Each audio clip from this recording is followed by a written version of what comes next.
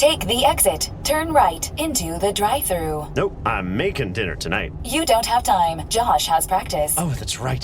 I'll just get a salad. And fries? No, just the salad. But salad cancels fries. Salad only. Fries. Salad. Fries. Food noise isn't fair, but Mochi Health is. The affordable GLP-1 source that puts you on the road to successful weight loss. Hey, can I get the fries? Salad.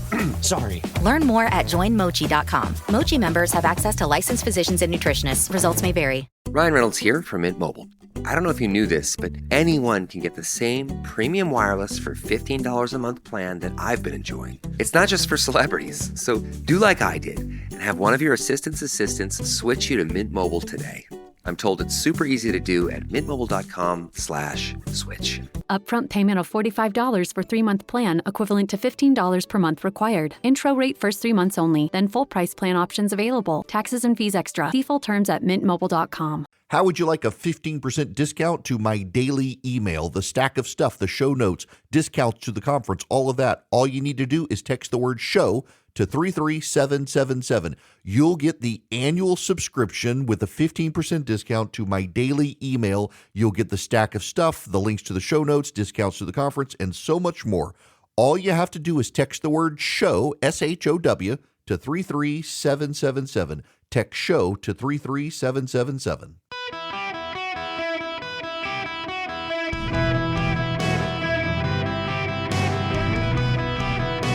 Welcome to the Eric Erickson Show podcast, Hour 2. Ladies and gentlemen, boys and girls, welcome. It is Eric Erickson here. The phone number is 877-973-7425. Should you wish to be on the program, I would be very happy to have you. Don't forget, text Eric, E-R-I-C-K, to 33777. Subscribe to the show notes. It's the very first link. Follow me around social media, Instagram, and the like.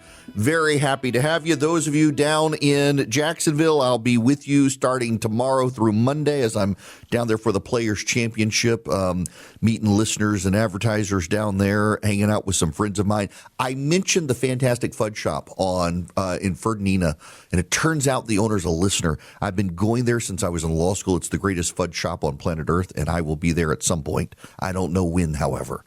But I got to go by there. I mean, it was on the list anyway, and now that I know the guy's a listener, I really got to go by there. That fudge is fantastic. Now, before I pivot to the SAVE Act, I don't want to keep Samir on the phone forever while waiting for me to get back to Iran. I want to go on and get this. Samir, welcome to the show. How are you? Hey, how are you doing, Eric Erickson? Great. I have a question. Like in 1945, I'm not exactly sure about Germany, but they split the Germany in half because of what happened during the World War II. I was just wondering if that's a possibility to happen to Iran with other countries of Arabic nations, pretty much taking control of the half of the country or quarter of the country. They divided for each country to control that section. So they wouldn't. One, we don't have a large enough allied platform to be able to do that. But two, the nation of Iran, which up until I guess the 1950s was called, or 1940s or 30s was called Persia, is a continuously existing landmass that goes back more than 2,000 years as a comprehensive geographic region. There are certainly portions of Iran where there are different tribes and even different languages that exist in the region, but all of these people view themselves as part of the formerly Persian Empire and now Iran, and they're all committed to Iran. So to divide it would probably cause more harm than good when these people all view themselves as Iranian. It's so you got a particular situation with like the Cubans. The Cuban diaspora is spread around the world, but mostly concentrated in the United States, Spain, and elsewhere. The Iranian diaspora, you've got big pockets of it in Canada, Los Angeles. You've got some in Atlanta, where I am, New York City, Chicago. We've got a massive pool of Iranians around the world and in the Middle East and Europe who are they would love to go home. And if they went home, the economics of Iran would explode. In fact, there was a report I saw out this morning that one of Qatar's concerns with the United States getting rid of the Iranian regime is that it would make Qatar less relevant because the Iranian diaspora is so entrepreneurial that they could cause not just Iranian oil exports, but technology exports to explode. A lot of Iranian refugees and part of the diaspora live in Israel now. They're highly trained and technical, and the Iranian entire system could explode if they embraced the free market and had some liberal reforms there. And you've got Middle Eastern partners of ours who are actually worried about that possibility. But at this point, they have all concluded it would be worth it to put up with that just for the Iranian regime to go away. Now, I want to switch to domestic topics. I have not spent a lot of time on the program talking about the SAVE Act because the SAVE Act is dead on arrival in the United States Senate. And I'm really frustrated with portions of Con Inc., the conservative movement in Washington, D.C. When I was at Red State and beyond Red State, have been a conservative activist for a very long time. I lost many a fight to Mitch McConnell, and I came to appreciate the wily genius of Mitch McConnell against conservatives because one of the things that I have concluded about the conservative movement is we are very, very good at dying on hills. We're actually not very strategic. We're not very strategic at all. We think we're strategic, and we got people within the conservative movement who are very smart, but we would rather die on a hill and be a martyr to a cause than actually get anything accomplished. I very much like the SAVE Act. I think the SAVE Act is a very good idea, but I also think the SAVE Act is, in a way, like comprehensive immigration reform that is also dead on arrival because it's too comprehensive. The conservatives in Washington, D.C. don't understand that they're losing the online fight with run-of-the-mill ordinary people elsewhere because there's a rumor online that I have now seen circulating. By the way, only about 13 to 15% of Americans even know what the SAVE Act is.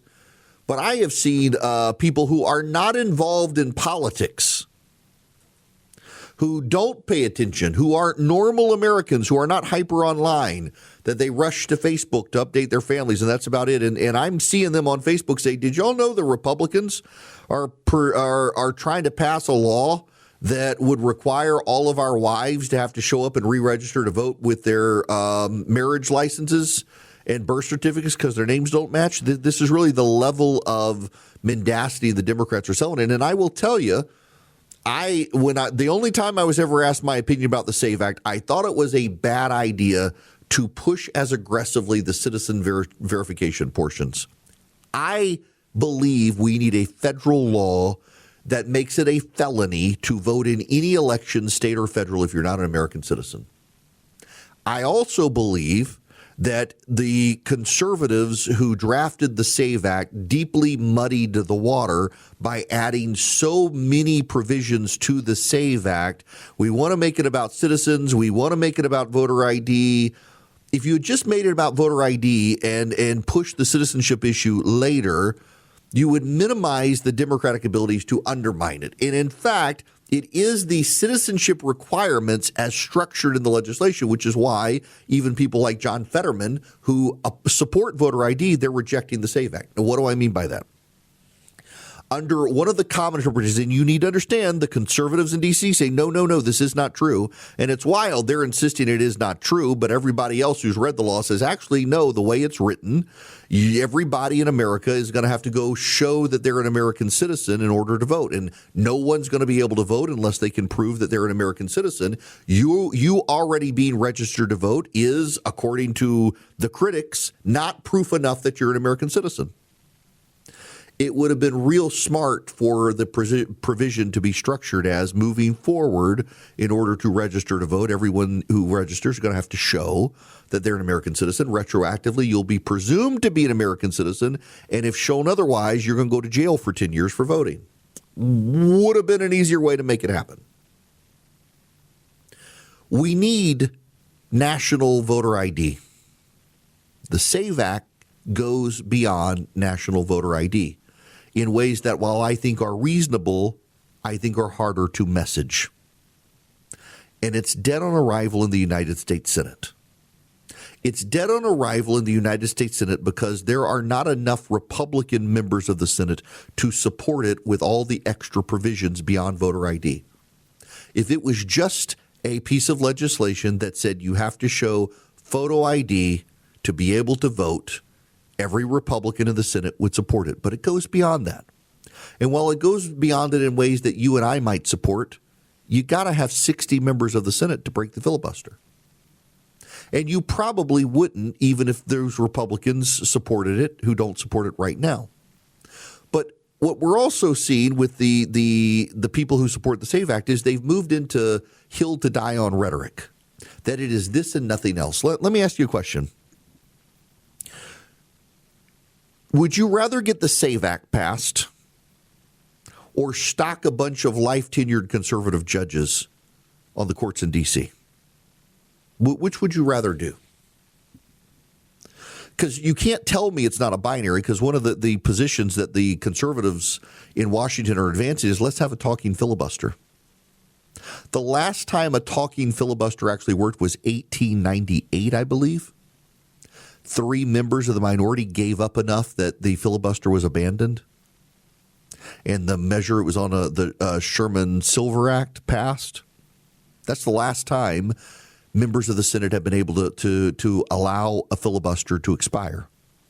And that filibuster went on for almost 60 days. And in those 60 days, the Senate devoted exactly 4 other days to the business of the Senate. So let's say this. You decide to do a talking filibuster. You decide to do a talking filibuster, and the Democrats realize that if they give up, they're toast. If the Democrats give up, they're toast. So what the Democrats decide to do is they will bank in days of the week where the Senate can move to other business. In the Senate, you have executive calendar days and legislative days. On the executive calendar days, you can get judicial nominations passed, cabinet nominees passed, other things done. On legislative days, you focus on legislation. So the Democrats decide they will give 1 day a week to executive business, and the rest of the time they're going to filibuster. That gives you, let's say it goes on for 5 weeks. That gives you 5 days to try to get judges confirmed in the United States Senate. And by the way, during that time, the Democrats can do a quorum call. And when they do a quorum call, every member of the Senate has to be on the floor of the Senate, which means there can be no committee meetings to confirm judges. There can't be any committee meetings to confirm the judges. So the Democrats keep everyone in the Senate for, let's say, 5 weeks. During that time, you're not going to see any judges passed. During that time, you're going to have no committee meetings passed. You're going to get to the end of the 5 weeks, and Susan Collins and Lisa Murkowski and Tom Tillis, they're going to reject the SAVE Act. So it's going to die anyway. You will have not had any judges confirmed, and the Senate will recess for the summer having gotten nothing else done, including a reconciliation package where other conservative priorities could be put in. I like the SAVE Act. But if you're so focused on the SAVE Act that you want to get nothing else done and you're willing to shut down the Senate for 3 months, because the Democrats aren't going to go to the fight. The Democrats aren't going to abandon the filibuster. Why are the Democrats not going to abandon the filibuster? Because they understand their base wants them to be seen as fighting. You're handing the Democrats a fight on a silver platter, one that all they have to do is show up, stand, and talk. That's it. All they got to do is talk. And you know the way the filibuster works under the rules of the Senate. For the first hour you talk, and after that you can start taking questions from people about anything. You can start reading books. You just got to stand. You can't lean on the desk. You got to stand. Put on a Depends. And then somebody asks you a question, you get to rest your voice, and that person can ask a question. That question can be 3 hours. They can word the question so that they talk for 3 hours, asking you the question that gives your voice 3 hours to rest, so then you start talking again. You just got to stand the whole time. And then when you're done, the next Democrat can stand and start up again. And you can go on for as long as it takes. And do you really think the Democrats are going to fold before the Republicans do? Do you really? Now, the problem is Con Inc. in D.C., which, again, loves dying on hills, very rarely succeeds in advancing anything. Con Inc. is telling people, if we don't pass the SAVE Act, we're never going to win an election again. Y'all, will you please stop with the we're never going to win if we don't do this one thing that's never going to happen? Because you won in 2024, including the popular vote, and you didn't have the SAVE Act. What has changed? Oh, Donald Trump and the Republicans are in charge. You're really trying to tell me that now that Donald Trump and the Republicans are in charge of everything, you're never going to win again unless the SAVE Act passes when the Democrats were in charge and you were able to win the popular vote. Is that really what you're trying to tell me? The logic fits, of course, because in 2020, Republicans controlled everything, and they lost the presidency and had to claim it was stolen instead of admitting defeat. The conservative movement in D.C. has gotten very good at becoming professional victims and whining and not actually doing anything. The strategic geniuses in Washington and the conservative movement are very good at finding hills to die on and not very good at getting anything of substance passed. And I'm really wishing that we would get a little wiser. Had you just made it about voter ID, you could tell the entire country that it was about voter ID. 88% of black Americans support voter ID, and instead, you made it more complicated. You kept adding stuff. It's harder to message, and it's not going to pass. And yet you want to blame people like me for not being agitated enough when it's not worth my time to advocate for something that you designed to not pass. But to fundraise off, I'm so disappointed in this. You could have just done a photo ID bill and you would have had the perfect message, but you complicated it. And now you're going to blame the Senate Republicans for not killing the filibuster and then say, well, the Democrats are going to kill it when they get back. Prove it. Prove to me the Democrats are going to do it, because they've said that you've said that the last two times the Democrats controlled the Senate and they never did. You guys remember Eric Swalwell, don't you? He's the California congressman who did the bang bang with Fang Fang, and now he's running for governor of California, having gotten tired of the U.S. House. Fang Fang's bang bang man wants to run for governor, and it turns out he doesn't even live in California. Even Eric Swalwell has abandoned California, yet he wants to be governor. Tom Steyer, the progressive billionaire who's running, has outed the man. He apparently rents a place on a cul-de-sac in Livermore, California for him and his family, but they don't actually live there. In fact, there's a big story in the New York Post that just last year, Swalwell made 19 different charges to his campaign at the luxury hotel Rosewood Sand Hill in Menlo Park. According to federal campaign records, Swalwell's frequent campaigning and rubbing elbows with celebrities led him to miss the most votes of any active member of Congress. In 2023 and 24, Swalwell made 24 charges at hotels in San Francisco, mostly at the five-star One Hotel, as well as the Hotel Griffin. His family doesn't appear to live on the cul-de-sac where he's renting property. The neighbors have never seen them. And yet he wants to be governor of a state he apparently doesn't even live in. I wonder if we could figure out where he actually lives with Incogni, unless he's taken his information offline. With Incogni, it makes you private online. I would suggest that Eric Swalwell sign up with Incogni, and maybe people wouldn't have been able to track the rental property that they don't even live out. Nicogni, incogni.com/Eric. You get 60% off and make yourself private online. Data brokers sell your information. I can get your information. You tell me you generally who you are, your name, I can put it in. And say if you're in California, I can run a track with one of these data broker sites and not only find you, but find out your spending habits on your credit cards, what you like to watch on cable TV, and build a psychographic profile of you. It's wild how much your data is for sale. Incogni makes the data brokers take it down so that you can't be targeted by the scammers, the spammers, even the politicians. It makes it harder for them too. You go to incogni.com/Eric, incogni.com/Eric, and sign up with them today. Incogni.com/Eric. You'll save 60%, and they will start telling the data brokers, take your information offline. They work nonstop to make it happen. You'll see a reduction in spam calls, things like that. Incogni.com/Eric. Holy moly, y'all. Welcome. It's Eric Erickson here. So I got a pretty secure office where I am, where I do my show.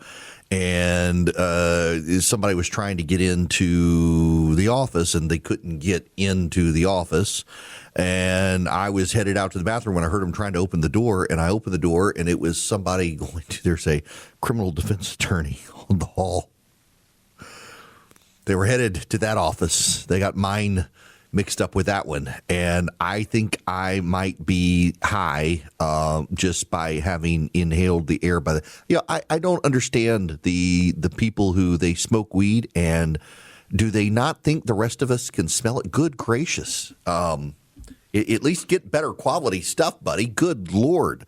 It probably was charged with drugs and is headed to his lawyer's office high as a kite and got confused between her office and mine. Just incredible stuff. All right. I got to move on to other stuff. Do any of you braid hair? Just bear with me here. This is a relevant story. Do any of you braid hair? My daughter, I'm really hoping she brings me coffee. It's one of those days. So my daughter she got a haircut once. Maybe I want to say she was in second or third grade, and she has trimmed her hair since, but she's never cut her. She has long hair. Shout out to Renee for our tankless water heater where we never run out of hot water, because the only reason we ever ran out of hot water before is because our kid would take these long showers. She's got so much hair, and now we don't. And I tried one time to braid her hair because her mother was out of town, and she wanted her hair braided. And I managed, but it wasn't fantastic. I can kind of do it. And you know how I know how to braid hair, basically? You will all laugh at your nerdy host, because I like to make challah. You got to braid the loaf. So I know the basics, but I'm better at braiding a loaf of bread than I am braiding my daughter's hair. Well, you can go to people, particularly if you're a black person. There are cosmetologists who are experts at braiding your hair. If you're a black woman or even a young man, in many cases around the country, it's a stylish thing to get your hair braided like that. And boy, does it take some time to do, and it's impressive. My wife has for years always wanted cornrows. I'm like, no, that might even be cultural appropriation for me, dear. Well, in Louisiana, the Democrats are trying to make it very difficult for any of you to go into the business of being professional hair braiders. Get this. There's a licensing bill before the Louisiana legislature. The Democrats would require 600 hours of training at a licensed cosmetology school, an annual exam, and a fee. You would have to pay money to take an annual exam after being certified for getting 600 hours of training at a licensed cosmetology school. Again, let me just make this as plain as possible for you.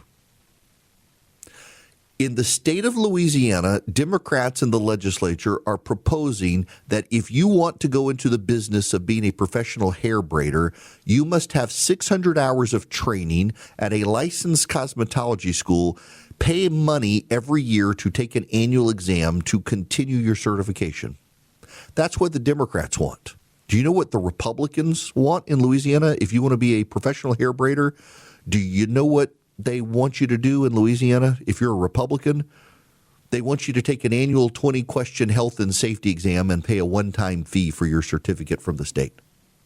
So Republicans, annual 20-question exam on health and safety. Democrats, 600 hours of training at a licensed cosmetology school, an annual exam, and an annual fee. That's Louisiana. In California, do you know what the certification is to be a landscaper in California? It's bizarre. all sorts of fire safety certifications and the like to be a landscaper in California. In California, you want to be a landscaper these days? You want to be a small business in California? They want to overwhelm you with regulatory exams. Do you know how long it takes to open a restaurant in San Francisco, California right now? 2 years. It takes 2 years to open a restaurant on average in San Francisco, and that's after they streamlined the process to open restaurants in California. Where I am, I ran into this when I was on city council here. The Democrats had passed regulations where to get your occupancy certification, you had to have the fire marshal visit. But before the fire marshal could visit, you had to have your occupation certificate. Think about that. Where I live, we fixed this when I was on city council. It was a very bizarre rule that I knew about because I had been a lawyer helping a business get a liquor license. And to get your occupancy certificate, you had to have the fire marshal pay a visit. But in order to get the fire marshal to pay a visit, you had to have your occupancy certification. How's that work exactly? Well, you had to call one person in county government who knew how to line it up perfectly. It was very bizarre. Thankfully, it got fixed. But a buddy of mine the other day was telling me in my local community run by Democrats, it is extremely frustrating to try to get a business license. He wanted to open his business. Between the P&Z, planning and zoning regulations on signage and the building that he bought, he said it was almost like they wanted you to not open your business. Meanwhile, in my community, like so many communities, we have these fly-by-night businesses where they set up roadside stands to sell carpets and fake roses and all sorts of stuff. You know and I know that the Planning and Zoning Commission and the occupational business certificate people and the code enforcers are not going out to the guy on the side of the road with the pop-up tin and the fake Persian carpets asking them for their business license. You want to try to start a business in a community run by Democrats? It's real hard. It's better to be a drug dealer in a community run by Democrats these days because you're not going to get prosecuted, taxed, or have to get an occupation certification and a business license. Might as well be a drug dealer in areas of the country where the Democrats are in charge because you're going to be less likely to go to jail or pay fines to the government. You want to do a legitimate business in a Democratic part of the country? It gets hard. In Washington State, the Constitution in Washington State bans an income tax. The Washington legislature has adopted an income tax. The Constitution says you can't do it. The legislature has passed an income tax despite the constitutional provision prohibiting it because they're calling it a wealth tax, even though it taxes income, not wealth. And they're hoping that the progressives on the Supreme Court of the state of Washington will be okay with that and just rewrite the plain language of the Constitution in Washington state. So the head of Howard Schultz, the head of Starbucks, is leaving. Starbucks is moving its corporate headquarters to Nashville. Other billionaires are leaving. Jeff Bezos has left. Amazon is thinking of leaving, having made a major commercial investment in the city of Seattle. They're thinking of leaving, or at least going to Bellevue, which is next door, which is doing gangbusters as Seattle taxes the snot out of people. The new socialist mayor of Seattle, Washington, has made it against the law for grocery stores to close. Grocery stores are closing in Seattle because the local government has decided to tax them and regulate the snot out of them, and they can't make money anymore. So the grocery stores have started to close. So the mayor of Seattle has made it against the law for grocery stores to close. How is that going to work exactly? I have no idea. They don't seem to know. The Democratic Party in the United States around the country is making it really hard for small businesses to be businesses. They keep saying they're for the little guy, but they keep propping up the major industries. Look at this law in Louisiana. This law that the Democrats want passed is actually being pushed by cosmetology schools. They don't like the fact that you can actually learn how to braid hair by your aunt, by your mom, and they go turn it into a business. They want you to get 600 hours of training for it. They don't want you to do that.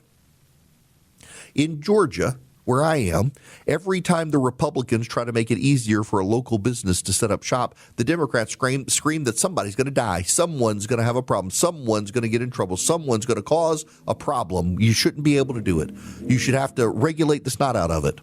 And then maybe we should let government thrive and government do things. So they want to tax the billionaires out there. The billionaires are bad. Y'all, the reason a billionaire is a billionaire in most cases is because they came up with an idea the rest of us love. Very few things in government have been as good as the things we get from the private sector. In fact, the good things we've gotten from government that have translated into the private sector have all come from the military and the space program, the one area of the government the Democrats want to cut the budget for. Do you know why Jeff Bezos is a billionaire? You say, oh, well, he started Amazon, of course. You know what Jeff Bezos did? Jeff Bezos found a way to get you within 24 hours the thing that you found online. The obscure object that your heart craves, Jeff Bezos found a way to get it to you for cheap in 24 hours or less in some cases. That's why Jeff Bezos is a billionaire, because you love to go to Amazon, find that obscure thing no one else has, and get it to your home within 24 to 48 hours thanks to Amazon Prime.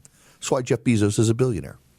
You know why the Walmart family, the Walton family are billionaires? Because they found a way to make these massive businesses around the country that sell a lot of stuff for cheap to the poor and the middle class who go shop there and nowhere else, because the Walton family found out a way to get them pretty good products at a really reasonable price, and then to expand it to groceries as well. And so people who are on fixed incomes go shop at Walmart because it's a whole lot cheaper to shop there than somewhere else. And the Walton family has been rewarded by becoming billionaires. And now the Democrats think they're bad. The Democrats think Jeff Bezos is bad because he's made a lot of money getting you the stuff you want quickly. Why is Mark Zuckerberg a billionaire? Because Mark Zuckerberg found out a way for your old classmate from third grade, now that you're in your 40s, to reconnect to you and relive old time from when you were in third grade. You hadn't heard from the person since, and you're kind of intrigued that they found you on Facebook. Mark Zuckerberg made $1 billion by being willing to connect you to people and then being willing to connect you to amazing products on Instagram. Some of my most beloved things that I have in my house for cooking and the like my Rectech smoker, I found it on Instagram. I just stumbled upon it on Instagram. Didn't know it existed until I found it on Instagram. And now I've got my Rectech in the backyard, and I love it. I want to have them as an advertiser. My pizza oven in my backyard. I found Fontana. A family in South Carolina sells these things. It's a giant pizza oven.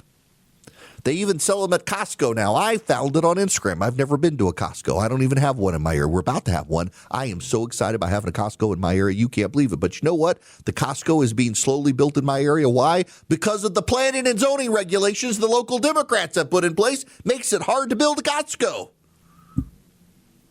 The Democrats are really good at smothering something until it's dead and then subsidizing it to shut out the competition.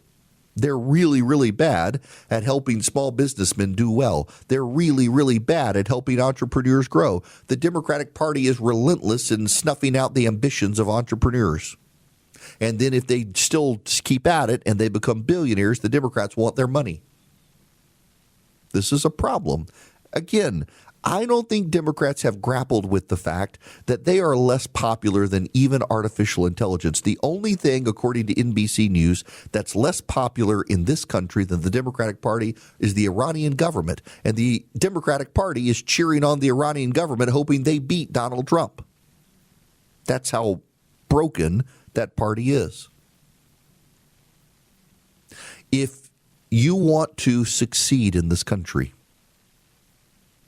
it's real hard to support Democratic policies. And there are a lot of people who, for historic reasons, support the Democratic Party, and I get that.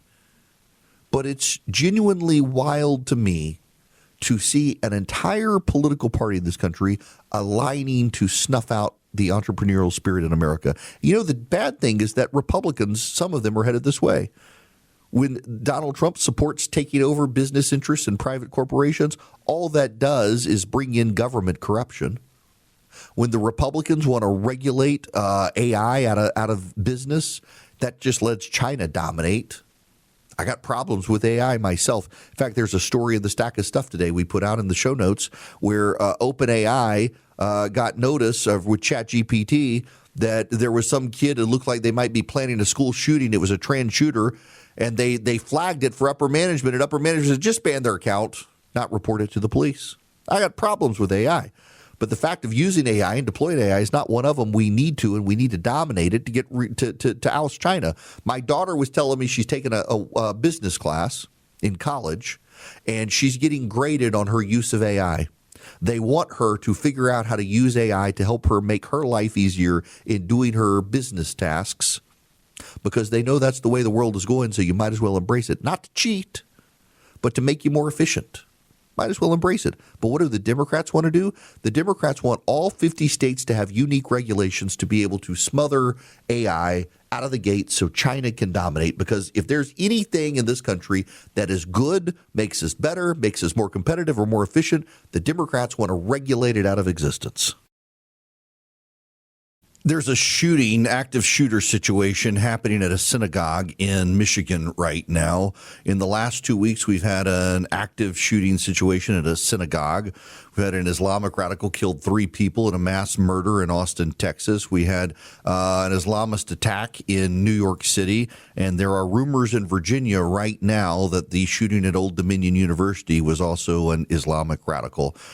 We certainly do see people, not necessarily sleeper cells, but we certainly see people who hate the United States, who are inflamed against the United States, who are targeting American citizens, Jews, and others. Again, right now, as I'm speaking to you, there is an active shooter situation at a Temple Israel outside of Detroit. There are also, in the last 2 weeks, been the Islamic radical shooting in Austin and Islamic radicals throwing bombs in New York City. We have this morning had an active shooter situation at Old Dominion University in Virginia. The rumors, and again, they are rumors. I'm going to be very careful with that and tell you they are rumors. And the rumor is that it was possibly someone looking for an ROTC class in which to open fire. I've got a number of people within the Virginia government who I keep in contact with who are telling me that they are trying to substantiate that for sure, but that's the way it's looking based on what people were told on the ground. Thankfully, the death toll was only 2, still too many, but also the shooter is dead there. Keeping an eye on the situation in Michigan right now as reports are coming in about this shooting situation there at Temple Israel. So stay tuned. This does not mean the sleeper cells are waking up. But you know what's going to happen here is that the Democrats who flooded the border with illegal aliens and now refuse to fund Homeland Security are going to blame Donald Trump for all of these things. We've seen these Islamic attacks around the country for the last number of years, and the Democrats find ways of excusing them, and now they're going to find a way to blame Trump. It's what they do. Time and time again, the Democrats want to blame Donald Trump instead of confronting the immigration policies the Democrats themselves have deployed that minimized assimilation into this country and maximize people who do not like this country coming into the country. Now, with all of the turmoil in markets and roiling and the like, let me just tell you that you need to go to SwissAmerica.com/Eric, and you need to educate yourself because they have very good market and commodities information there on their News and Insights tab. If you go to SwissAmerica.com/Eric, you'll see the tab on the website. They have a rolling blog. They've got a great podcast on YouTube as well at Swiss America Trading, and you can also get their Secret War on Cash report completely free. Just go to SwissAmerica.com/Eric today. SwissAmerica.com/ERICK. Sign up and get the Secret War on Cash report completely free. It applies to crypto as well as the government tries to steer your spending. But you can also see their blog, their news, their information. You can get all their information on precious metals trading, and you can get the free report. You can also call them at 800-289-2646 or just text Eric, ERICK, to 800-289-2646, 800-289-2646 or SwissAmerica.com/Eric. Message and data rates may apply.